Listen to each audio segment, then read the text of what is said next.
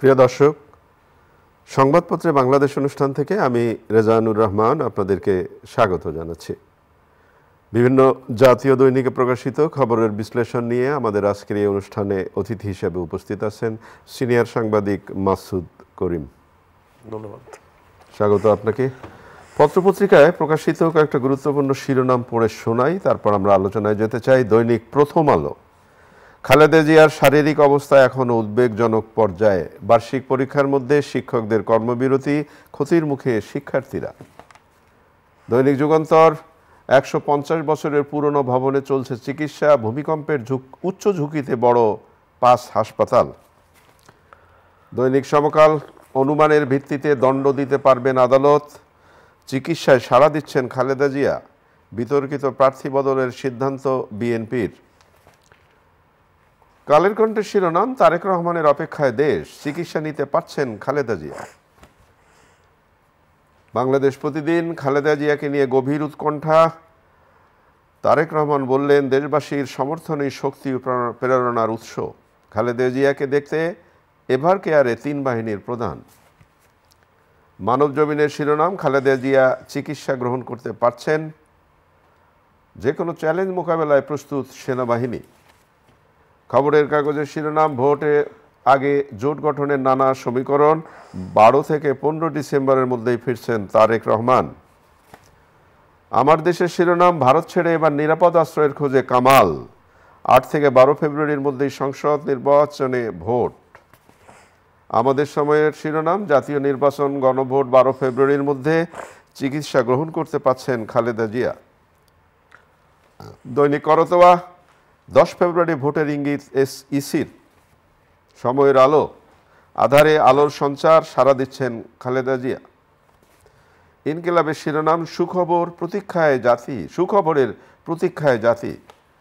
কালবেলার শিরোনাম, ডিআইয়ের জালে ধরা ভুয়া সনদধারী ১১৮৬ শিক্ষক, জোরালো আলোচনায় তারেক রহমানের ফেরা।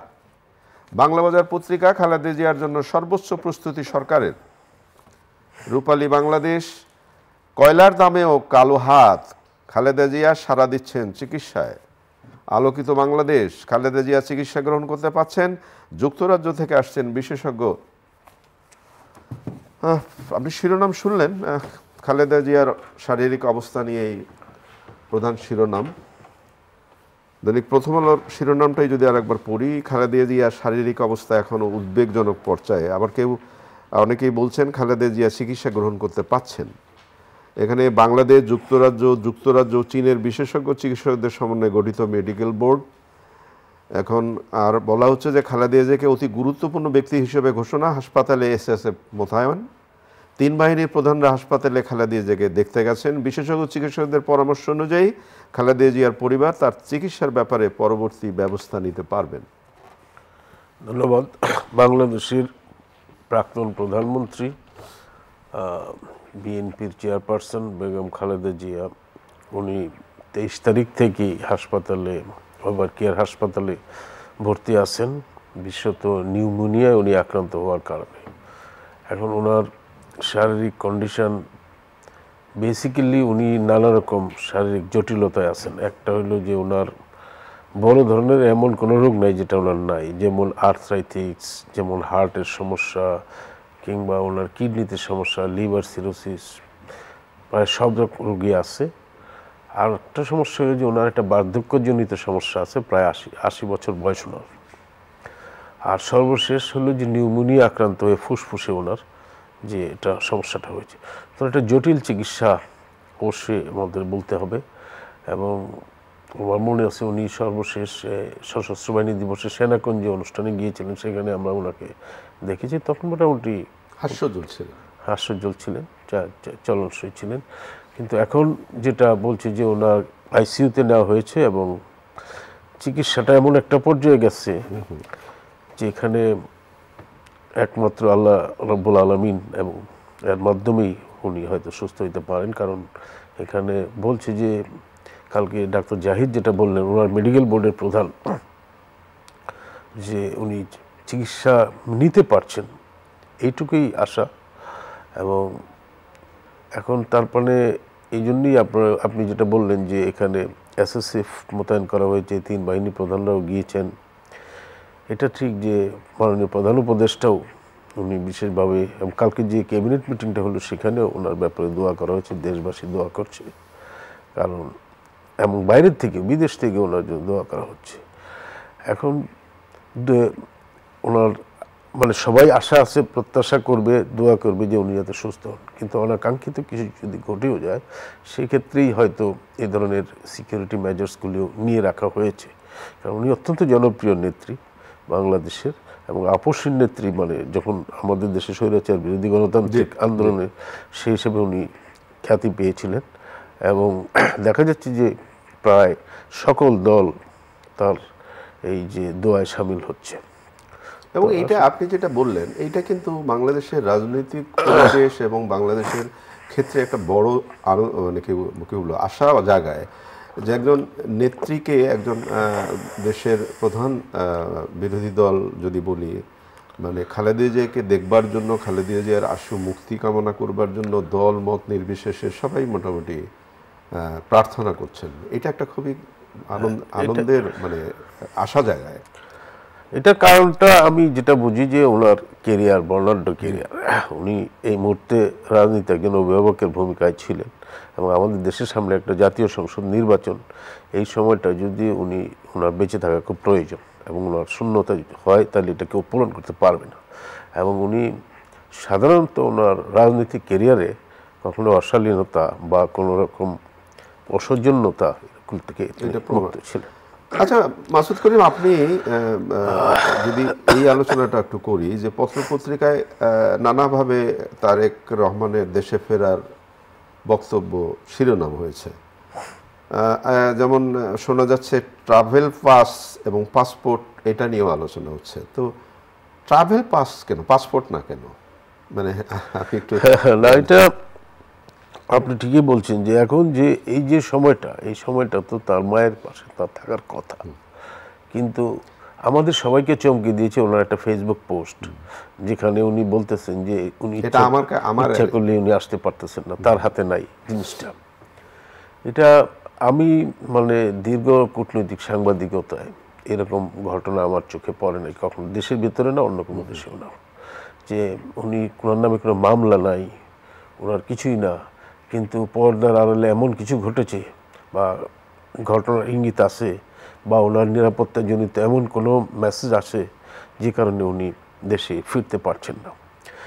এখানে যে সমস্ত বিষয়গুলি বারবার আসছে, একটা হলো যে ওনার প্রিভিয়াস কর্মকাণ্ডের ব্যাপারে নির্বাচনের সময় উনি যখন নির্বাসিত হয়েছেন, দেশ ত্যাগ করেছেন, ওই সময়টার খুব সুখকর অভিজ্ঞতা ছিল না। আপনাদের মনে আছে যে উনি বেশ অসুস্থ অবস্থায়, বলতে গেলে পিজি হাসপাতাল থেকে উনি ইউকেতে যান এবং সেই সময়ে যারা যারা তার ব্যাপারে পছন্দ করতেছিল না, তার মধ্যে মার্কিন যুক্তরাষ্ট্রের নামটা খুব ভালোভাবে এসেছিল, কারণ তারা একটা ক্যাবলও পাঠিয়েছিল আমেরিকায় যে উনি আমেরিকার জন্য বেশি ভালো না। ভারতের নামও এসেছিল এবং অভ্যন্তরীণভাবে সেনাবাহিনীর কথাও এসেছিল। এখনকার সেনাবাহিনী হয়তো পুরোটা সেই সেনাবাহিনী নাই হয়তো। তারপরে আরও বিভিন্ন পক্ষের থেকে ওনার ব্যাপারে আপত্তির ব্যাপারগুলি এসেছিল এবং এখন যেটা আলোচনা আসছে যে উনি একটা মুচলেখা দিয়ে মানে দেশ ত্যাগ করেছিলেন যে উনি আর রাজনীতিতে ফিরবেন না। বোঝাই যাচ্ছে যে সেই সময়টা চেঞ্জ হয়েছে, কিন্তু সেই জায়গাগুলিতে এখনো মানে ক্লিয়ার পুরোপুরি হয় না। আপনি যেটা এখন বলতে চাইছেন যে সময়টা খুবই গুরুত্বপূর্ণ, সময় কি বলে সেইটা এখন দেখবার জন্য আমরা অপেক্ষা করব। কিন্তু একটা মানবিক ব্যাপার থাকে, সময় বদলে গেল, সবকিছু মিলে তো আমরা এইটা আশা করতে পারি না যে তিনি দেশে ফিরতে পারবেন। আমার কাছে যেটা আমি মনে করি যে এই ধরনের ব্যাপারগুলি পর্দার আড়ালে যে কিছু ঘটে না, এটা ঠিক না। এটা এই ধরনের ঘটনা ঘটে, আমরা ডিপ্লোমেসিতে এটা দেখি, কিন্তু সেগুলি ইতিবাচক কারণে ঘটে, সেটা অনেক থাকে এবং সেগুলি যেমন ধরেন এখন তো সেই পরিবেশটা নাই। এখন ওনার নামে কোনো মামলা নাই, ওনার মা অসুস্থ, সামনে নির্বাচন, উনি আসবেন বারবার ঘোষণা দিয়েছেন, উনি আসতে পারছেন না।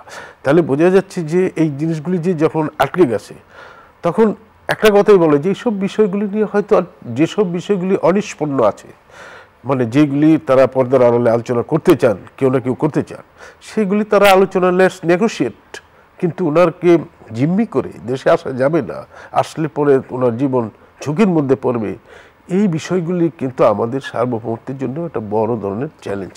আমি মনে করি যে এই বিষয়গুলি অবিলম্বে দূরীভূত হবে। এবং এখন যেটা আজকে পত্রিকায়ও আসছে যে উনি হয়তো আসতে পারবেন, শেষ পর্যন্ত পারবেন কিনা না আসা পর্যন্ত আমরা বলতে পারছি না, তবে ওনার আসার ব্যাপারে যদি এই ধরনের কোনো পরিস্থিতি সৃষ্টি হয়, বিশেষ করে সরকারের কোনো কোনো অংশ বলতে, এই যে আপনি পাসপোর্টের প্রশ্ন বললেন, ট্রাভেল পাসপোর্ট, কেন পাসপোর্টটা দেওয়া গেল না ওনাকে নামে যখন মামলা নাই, বিশেষ করে ইউকেতে যদি উনি সিটিজেনশিপ, ফর এক্সাম্পল কথার কথা বললাম, যদি উনি সিটিজেনশিপও নিয়ে থাকেন, সেক্ষেত্রে ডুয়েল সিটিজেনশিপ আছে, ওনার পাসপোর্ট দিয়ে ট্রাভেল পাস দিয়ে ওনাকে আসতে হবে।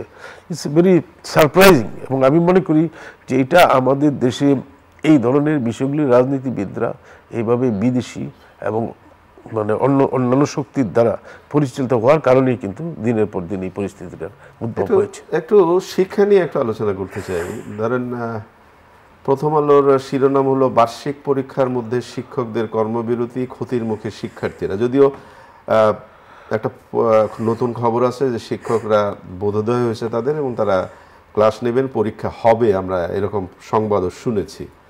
কিন্তু প্রশ্নটা যেটা দাঁড়ায়, যেমন শিক্ষা উপদেষ্টা বলেছেন যে শিক্ষকরা যে সময়ে আন্দোলন করলেন তাদের বিরুদ্ধে ব্যবস্থা আমাদের নিতেই হবে। আবার শিক্ষকরা অনার যে এই সময়ে শিক্ষার্থীদের জিম্মি করে আমরা আমাদের দাবিটা আদায় করে নিই। এখন সম্মানের সাথে শ্রদ্ধার সাথেই জিজ্ঞেস করি যে একেবারে বার্ষিক পরীক্ষা, বছরটা শেষ, সেই সময় শিক্ষকরা যে আন্দোলনটা করলেন আবার স্থগিত করলেন, এগুলোর মানে কি? সর্বশেষ যে খবর এটা হলো যে ওনারা স্থগিত করেছেন। আপনি যেটা বলেছেন যে শুভবুদ্ধির উদয় হয়েছে, সেটা ঠিক। কারণ একটা শিক্ষক, এখানে তো শিক্ষকতাটা একটা পেশা, এটা তো তার চাকরি না, সে তো একটা দায়িত্ব পালন করেন, সে তো ডিউটি করেন না, দায়িত্ব পালন করেন। যে উনি টাইম পাস করলেন চলে গেলেন, সাধনা, তার একটা ছাত্রদের প্রতি বা সমাজের প্রতি, রাষ্ট্রের প্রতি তার একটা দায়িত্ব আছে। এখন সামনে ইলেকশন, এখন একটা পিক টাইম পরীক্ষাটা নেওয়ার, তারপরে দেশের রাজনৈতিক পরিস্থিতি কী হয় না হয় সে কেউ বলতে পারে না। তো সেই জন্য এখন পরীক্ষা চলছে, এর মধ্যে আপনি আন্দোলন দিতে পারেন না। রোগীকে যেমন হাসপাতালে রেখে চিকিৎসকরা চিকিৎসা বন্ধ করতে পারে না, তেমনি ছাত্রদের জিম্মি করেও শিক্ষকরা তাদের আন্দোলনে যেতে পারে না। এইটা একদিক। আরেকটা দিক হলো যে দাবিগুলি যদি যৌক্তিক হয়, এগুলি কেন টেবিলে আলোচনা হবে না? সরকার কেন আলোচনা করতে পারে না? আমার মনে হয় যেটা বলতে চাইছেন যে শিক্ষকদেরকেই বা আবার পথে নামতে হবে, পথে নামতে হবে কেন? সেই জিনিসগুলি ওনারা যারা নেতৃবৃন্দ আছেন, আমাদের কোন জায়গাটা সংকট, সেই জিনিসটা আলোচনা হইতে কোনো বাধা নাই। যদি বলে যে আমাদের দেশে অর্থনৈতিক সংকট আছে, সেটাও যদি শিক্ষকদের বলা হয়, আবার ওনারা যে দাবিগুলি করছেন যৌক্তিক কি অযৌক্তিক, সেই বিষয়গুলো তো আলোচনার মাধ্যমে আসতে পারে। কারণ একটা যৌক্তিক সমাধানে যাওয়ার জন্য এত বড় আন্দোলন করার দরকার নেই, যে আন্দোলনটা ছাত্ররা জিম্মি হয়ে। এবং কি দেখলেন আপনি, গতকাল আমরা দেখলাম যে অভিভাবকরা ক্লাস পরীক্ষা নিচ্ছেন, মানে এতটাই ক্ষুব্ধ তারা যে তারা নিজেরাই পরীক্ষা নিচ্ছেন। তো এটা তো আসলে কাঙ্ক্ষিত না, এটা মোটেই কাঙ্ক্ষিত। শুধু শিক্ষক কেন, যে কোনো পেশার আন্দোলনটা এক্সট্রিম পর্যায়ে যাওয়ার প্রয়োজন একেবারে। 8 থেকে 12 ফেব্রুয়ারির মধ্যে সংসদ নির্বাচন ও গণভোট, পত্রপত্রিকার শিরোনাম। এবং সিইসি তো বললেন যে এর মাঝামাঝি তফসিল ঘোষণা করা হবে এই মাসের। হ্যাঁ, প্রধান উপদেষ্টা তো এটা টাইম লাইন দেওয়া আছে যে মধ্য ফেব্রুয়ারি আগে, রোজার আগে, তার মানে 17 তারিখের আগে ইলেকশন করতে হলে এর মধ্যেই করতে হবে। এরপর আবার পবিত্র রমজান আছে। এই টাইম ফ্রেমটা আমার মনে হয় ধরে রাখা খুবই দরকার। এখন নানা রকম বাধা বিপত্তি আসতেছে এবং অনেকে অনিশ্চয়তার কথা বলতেছে, কিন্তু সেই জিনিসগুলি তো সবসময়ের জন্যই প্রযোজ্য। কিন্তু আমাদের দেশে উন্নতির জন্য আমি যেটা মনে করি যে একটা নির্বাচন, অবিলম্বে নির্বাচনটা করা দরকার, গণতন্ত্রের ট্রানজিশনটা দরকার। কারণ লোকজন এখানে বিনিয়োগ করতে পারতেছে না এই যে অস্থিরতার জন্য, এবং আইন শৃঙ্খলা পরিস্থিতি উন্নতি হচ্ছে না কোনো একটা স্থিতিশীল সরকার না আসার কারণে, রাজনৈতিক সরকার না আসার কারণে। তো আমি মনে করি যে আমাদের এই সংকট সমস্যা এটা দীর্ঘস্থায়ী, এটা একদিনে সমাধান হবে না। সুতরাং এই সমাধানের অপেক্ষায় থেকে থেকে, সংস্কারের অপেক্ষায় থেকে থেকে আমরা কিন্তু এই সময়টা পার করে দেশের ক্ষতি করতে পারি না। তো এই মুহূর্তে আমি মনে করি যে নির্বাচনের পরিবেশ আছে এখন পর্যন্ত, তবে কিছু কিছু চ্যালেঞ্জ অবশ্যই আছে। আইন শৃঙ্খলার বিরাট চ্যালেঞ্জ আছে, রাজনৈতিক রিকনসিলিয়েশনের অনেক বিষয় হয়তো ঝুলে আছে। আপনি যেমন চ্যালেঞ্জের কথা বললেন এবং এই যে বিষয়টা বললেন, একটা জাতীয় নির্বাচন মাননীয় প্রধান উপদেষ্টা বারবার বলার চেষ্টা করছেন যে ইতিহাসের স্মরণকালের একটা ভালো নির্বাচন উনি করবেন, কিন্তু আড্ডা আলোচনা বিভিন্ন জায়গায় এই যে নির্বাচন নিয়ে একটা নানা ধরনের আদৌ কি হবে সবার প্রশ্নটা, এই প্রশ্নটা কেন? এই প্রশ্নটা এখন খুব ডালপালা মেলেছে, কারণ আমাদের রাজনীতিগুলি এত বেশি স্পর্শকাতর এবং এখানে ইন্টারনাল এবং এক্সটার্নাল অনেকগুলি ফ্যাক্টর একসঙ্গে যখন সক্রিয় হচ্ছে এবং আমাদের সিকিউরিটি সিচুয়েশনটা যে এত খারাপ, অনেকগুলি ফ্যাক্টর মিলিয়ে হচ্ছে। তারপরে বলো যে ইন্টারিম গভর্নমেন্ট যেটা আছে সেই গভর্নমেন্টের সক্ষমতা নিয়ে অনেকে প্রশ্ন তুলছে যে আইন শৃঙ্খলা তারা মানে নিয়ন্ত্রণ রাখতে পারবে কিনা এবং তারা এখানে একটা রিকনসিলিয়েশন প্রতিষ্ঠা করতে পারবে কিনা। রাজনৈতিক যে ডিলগুলি ইতিমধ্যেই আওয়ামী লীগের রাজনৈতিক কর্মকাণ্ড ব্যান আছে, তাদের সমমনা কিছু দল তাদের রাজনৈতিক কর্মকাণ্ড ব্যান নাই, তারা নির্বাচন করতে পারবে কি পারবে না, এই সমস্ত বিষয় আছে। এবং অন্যান্য বহিঃশক্তি যেগুলি বড় বড় শক্তি, তাদের চাওয়া পাওয়া এখনো সেটেল ডাউন হয় নাই। তারা তো চায় যে এই সমস্ত সুযোগটা নিয়ে তাদের যে যৌক্তিক অযৌক্তিক নানা রকম কথাবার্তা থাকে, আমাদেরও সেগুলি নিয়ে ব্যালেন্স করতে হয়। এবং এই যে একটা পরিস্থিতি সব মিলে একটা আনসার্টেনিটি থাকে, এবং তবে সবচেয়ে আনসার্টেনিটি দূর হতে পারে যদি প্রধান উপদেষ্টা বিশেষ করে সরকারের প্রধান যদি তার অবস্থানে দৃঢ় থাকেন, তাহলে আমার মনে হয় যে নির্বাচনটা করা সম্ভব। এখন পর্যন্ত উনি সেটাই বলে যাচ্ছেন, কিন্তু মানুষের মনে এখনো আস্থার সৃষ্টি করতে পারছেন না।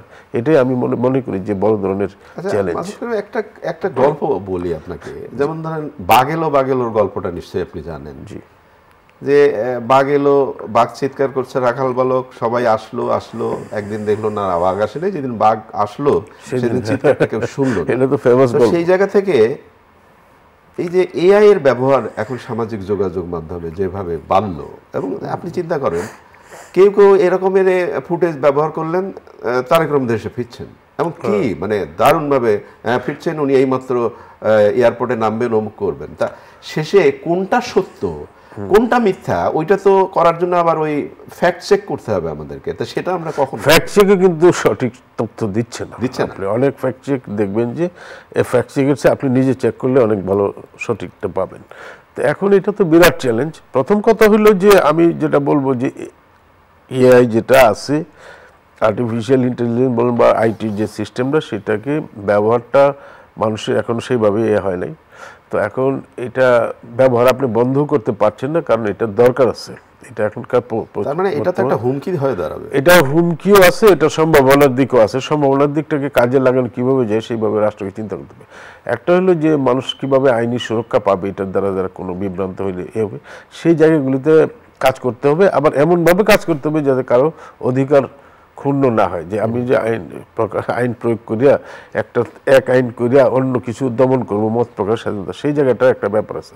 আরেকটা হলো টেকনোলজি সম্পর্কে মানুষকে ভালোভাবে জানানো দরকার, যে এই জায়গায় কোন জায়গাগুলিতে হচ্ছে, সে নিজেই মানুষ বুঝে নিবে যে কোন জায়গাটা ফেক এবং কোন জায়গাটা সত্য।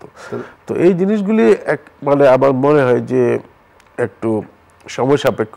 তবে এই ক্ষেত্রে আমি প্রধানত মিডিয়াকে, মানে যেগুলি মেইন স্ট্রিম মিডিয়া, এখন তো সবার হাতে ফেসবুক আছে, টুইটার আছে, অনেক কিছু আছে, কিন্তু আমি বলছি যে মেইন স্ট্রিম মিডিয়াগুলি যে দ্রুত সত্য সংবাদটা দেয়, কোনো একটা বিষয় মিথ্যা খবর দ্রুত ভাইরাল হয়ে যাচ্ছে, ইমিডিয়েটলি চেক করে যদি মেইন স্ট্রিম মিডিয়াগুলি সত্য খবরটা দেয়, এবং সরকারও যাতে মানে অবাধ তথ্যের প্রবাহ রাখে, যেটা জাতীয় নিরাপত্তার জন্য হুমকি নয়, সেই ধরনের তথ্য, এবং বৈদেশিক সম্পর্কের জন্য হুমকি নয়, এই তথ্যগুলি বাদ দিয়ে বাকি সকল তথ্য প্রকাশ করতে আমি মনে করি যে কোনো বাধা নেই। যদি সত্যটা প্রকাশ করা হয়, তাহলে এই ধরনের ভুল বিভ্রান্তি অটোমেটিক দূর হয়ে যাবে। কিন্তু দেখা যাচ্ছে যে আমাদের অনেক কিছুই গোপনীয় রাখার প্রবণতা অনেক অন্যান্য দেশেও আছে। তো এটা একটা ব্যাপার। আর এটার দ্বারা ভিকটিম হইলে যে আইনের যে প্রয়োগ, সেটাও নাই। অনেক সময় দেখা যায় যে আইনের অপপ্রয়োগ হচ্ছে। এই বিষয়গুলির ব্যাপারে আমার মনে হয় যে কর্তৃপক্ষ চিন্তা করে। অনেক ধন্যবাদ আপনাকে। প্রিয় দর্শক, আমরা যে বিষয়গুলো নিয়ে আলোচনা করলাম আপনি নিশ্চয়ই শুনলেন। ভালো থাকবেন, আগামীকাল আবারও কথা হবে। খোদা হাফেজ।